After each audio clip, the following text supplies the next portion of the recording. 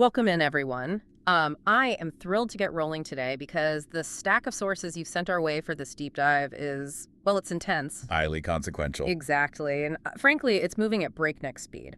Our mission today is to thoroughly unpack a Patreon post you shared from a creator called KULT. Right. Now, what makes this specific post so valuable for us is that it's operating as a high-level aggregator. KULT has pulled together breaking, on-the-ground reporting from Axios, NBC, Fox Business, and The Washington Post. Synthesizing all of those threads into one overarching strategic picture. Yeah, which is incredibly helpful given the sheer volume of news right now. To set the scene for you, today is March 8th, 2026. The U.S.-Israeli military campaign against Tehran, which officially kicked off with those coordinated attacks back on February 28, is now entering its second full week. But our focus today isn't on the entire theater of war. No, we are zeroing in on one highly specific, incredibly high-stakes revelation. The White House is actively considering a tactical plan to seize Kharg Island, which serves as Iran's primary oil export hub. Before we dig into the mechanics of that strategy, I really need to set a hard boundary for this discussion. Right, good point. Because the source material you've provided deals with active military conflicts and heavily politicized global strategy. We are taking absolutely no political sides today. Our focus is strictly analytical. Completely impartial. Exactly. We are going to examine the strategic reporting gathered in your source material, unpack the administration's stated intentions, and clearly explain the facts as they are presented in these reports. We aren't here to endorse any specific viewpoint, policy, or military action. Yeah. Our goal is simply to break down the sheer scale of the geopolitical moves being discussed so you have a clear, objective understanding of what's happening. Okay, let's unpack this because the scale we're talking about is deceptive. On a map, Kharg Island doesn't look like much. It's just a tiny speck, really. Yeah, it sits roughly 30 kilometers off the southern coast of Iran in the Persian Gulf. But the economic weight concentrated on this one tiny piece of rock is staggering. It truly is. The source text notes that this single island handles roughly 90% of Iran's entire crude oil exports. 90%. 90%. And looking at Kulti's synthesis of the reporting, they point out that Kharg is home to the country's only facilities capable of loading supertankers. I mean, why build all your infrastructure on one island? Why are supertankers so restricted in where they can actually go?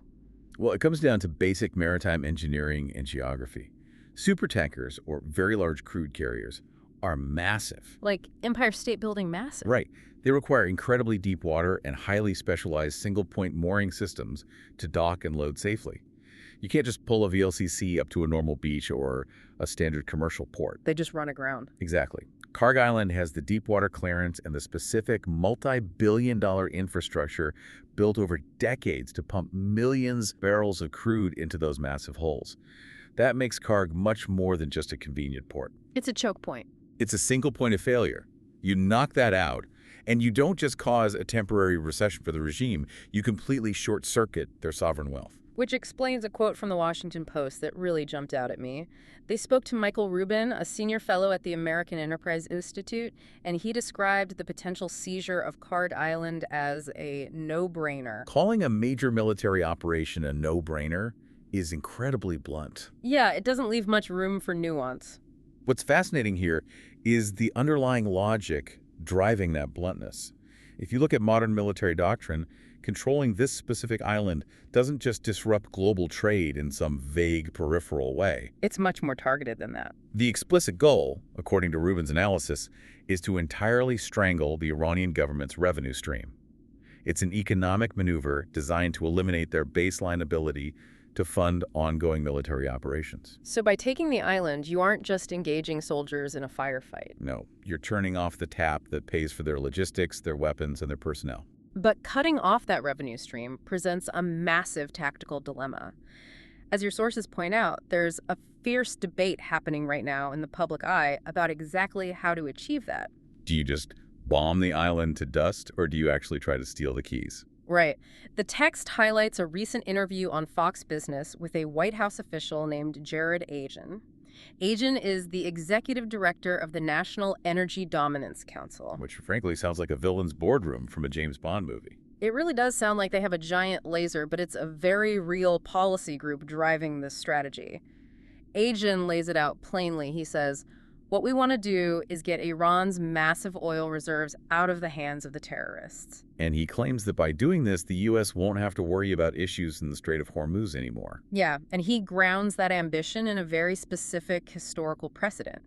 The text notes that Agent explicitly compares this proposed Iran plan to the U.S. intervention in Venezuela. Right. O'Jonner brings up Venezuela here, which seems like a wild comparison at first glance. How does intervening in a South American energy sector translate to a heavily fortified island in the Middle East? It's a bold comparison, but mathematically and strategically, here's what he's getting at. The intervention in Venezuela led to two distinct outcomes mentioned in the text. Okay. The capture of President Nicolas Maduro and the transfer of oil operations over to U.S. energy companies. Wow. So the insight here is that modern warfare, at least from this council's perspective, isn't just about neutralizing an enemy's assets. It's about a hostile corporate takeover of their GDP. Hostile corporate takeover. If we connect this to the bigger picture, the administration's blueprint isn't just a military strike, it's a massive operational takeover. Securing the infrastructure, maintaining the flow of oil, and transferring the management of those reserves to entirely different entities. They want to physically hold the asset. Precisely. So instead of a smoking crater, they want a functioning, American-run oil facility. Which brings us to the counter-argument, because not everyone in Washington thinks stealing the keys is a good idea. We have former U.S. Special Envoy Keith Kellogg going on Fox News to advocate for a totally different approach. Kellogg is much more direct. He really is. He says, if you destroy that island, that represents 80% to 90% of the oil usage that the Iranians have. You basically cut them off economically. He wants pure destruction. So you have the National Energy Dominance Council pushing for a complex Venezuela-style operational takeover on one side, And a former special envoy pushing for total infrastructural destruction on the other. and the logistical disparity between those two options is immense. Oh, absolutely. Destroying an oil facility from the air is a relatively straightforward military operation. You map the targets, you deploy precision munitions, and you fly home. But seizing a heavily fortified island, securing highly volatile energy infrastructure so it doesn't blow up during the firefight, and then holding that perimeter against counterattacks, while civilian engineers presumably come in to run the valves. That is a logistical nightmare. It requires an active, sustained physical presence in hostile territory. Yes. Here's where it gets really interesting. Because the moment you bring up an active physical presence, you're talking about putting troops in the firing line. And your source material doesn't shy away from this. Not at all. The Cult Post aggregates an NBC News report stating that Trump has expressed serious interest in sending troops to Iran during private talks. Now, for most people listening, the phrase troops on the ground in the Middle East immediately conjures up images of massive armored columns. Hundreds of thousands of infantry and a sprawling, decade-long ground war. That's a natural reaction based on the last 20 years of geopolitical history. But the reporting here actively redefines that phrase. Axios managed to quote a senior U.S. official who provided a very revealing piece of context. What did they say? The official said, troops on the ground for Trump doesn't mean the same thing as it does to the media. That's such a fascinating distinction. The administration clearly recognizes the political toxicity of a full-scale invasion, so they're reshaping the definition of the tactic itself. Precisely. The official clarifies that they are absolutely not talking about a full-scale conventional invasion. The sources explicitly state they are discussing small special forces operations, not a large force going in. Okay, this is a crucial tactical nuance for you, the listener, to absorb. Seizing Kharg Island wouldn't look like D-Day. No, definitely not. It would rely on highly trained, deeply targeted Tier 1 operators. Their objective is surgical. Infiltrate, neutralize immediate threats, and secure the vital supertanker loading terminals without dragging conventional battalions into a protracted land war. But while they're privately clarifying these surgical tactics to reporters, their public messaging is completely different. Oh yeah, it's brilliantly calculated to keep everyone, especially Tehran, totally off balance. The text brings in a quote from White House Press Secretary Caroline Leavitt. When she was pressed on the possibility of a ground war, she said the president wisely keeps all options open and available to him, and he's not ruling anything out. That's classic strategic ambiguity. Right. Keep them guessing. From a military standpoint, refusing to publicly rule out a massive ground invasion, even if your private blueprint only calls for small special forces, is incredibly effective. It forces the Iranian military planners to prepare for every conceivable scenario. Exactly. If Tehran thinks a massive armored column might be coming, they have to deploy resources to defend their entire land border. By doing that, they inevitably spread their defensive capabilities incredibly thin. Which ironically makes a targeted special forces strike on an isolated island like Kharg much more likely to succeed. Exactly. So what does this all mean? We've covered a lot of ground here. We have. We've talked about Tier 1 special forces, the hostile corporate takeover of a nation's GDP using the Venezuela model, and a tiny rock 30 kilometers offshore. Why should you, sitting in traffic or making coffee right now, care about the fate of Kharg Island? It's the ultimate question. How does a tactical military debate actually impact your day-to-day life? It impacts you the second you go to pay for anything, because this entire conflict is directly wired into global economics and energy prices. Yeah, the source material is remarkably clear about the immediate, real-world fallout we are already experiencing just entering the second week of this campaign. In direct retaliation to the February 28th attacks, Iran has effectively closed the Strait of Hormuz. And just to put the Strait of Hormuz into perspective for a second, this isn't just a random body of water. Not at all. Geographically, it's a narrow choke point, only about 21 miles wide at its narrowest point, with shipping lanes that are even tighter. And a massive percentage of the entire planet's oil consumption has to float through that specific 21-mile gap. Exactly. And the text notes that because of this retaliation, tanker traffic through that choke point has completely ground to a halt. The insurance premiums for shipping companies have skyrocketed, ships are refusing to transit, and as a direct mathematical consequence, global oil prices have already soared. The global energy market operates on a razor's edge.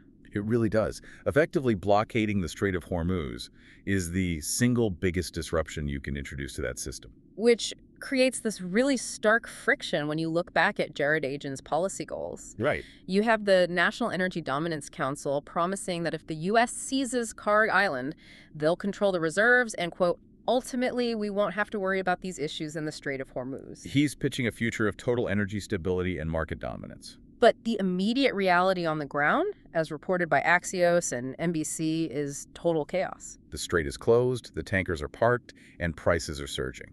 It's the friction between a hypothetical utopian long-term strategy and the harsh reality of soaring prices at the pump right now. It's a massive wager. The administration's calculation is that the short-term economic pain of a disrupted oil market can be managed domestically, and that it's an acceptable price to pay for the long-term strategic payoff of permanently severing Iran's economic lifeline. But as the aggregator reporting shows, the global markets don't wait for long-term payoffs. No, they react to the immediate reality of halted ships and soaring risk. To quickly recap the unbelievable stakes of the sources you brought us today, we are looking at a fast-moving conflict where the entire economic engine of a regime is bottlenecked at a single, highly specialized deep-water port. And the U.S. administration is currently debating whether to bomb it into oblivion to cut off the regime's funds. Or use small, highly targeted special forces to seize the infrastructure entirely, effectively executing a hostile corporate takeover of a nation's energy reserves. Right. And meanwhile, the mere threat of these actions has already shut down one of the most critical maritime choke points on Earth, sending global oil prices through the roof. It is a lot to process. This raises an important question, and it's a concept I really want to leave you to mull over long after this deep dive ends. We are currently watching an entire nation's sovereign wealth, alongside the short-term stability of the global energy market, hinge on a single, isolated facility. Yeah. If that much geopolitical power, and consequently that much vulnerability, can be concentrated onto one 30-kilometer piece of real estate, what does that reveal about the extreme fragility of centralized energy infrastructure in modern warfare? Wow. And our global systems rely on these massive, centralized, single point-of-failure hubs to function. How easily can the entire global economy be brought to its knees by one well-placed tactical operation? That is a phenomenal question, and definitely something worth exploring further as you watch this conflict unfold. I want to thank you so much for bringing us such a complex, timely, and critical stack of sources today. Absolutely. Digging through multiple viewpoints to find the real strategic insights is exactly what we love to do. Keep staying curious, keep seeking out those underlying mechanics, and we will catch you on the next deep dive.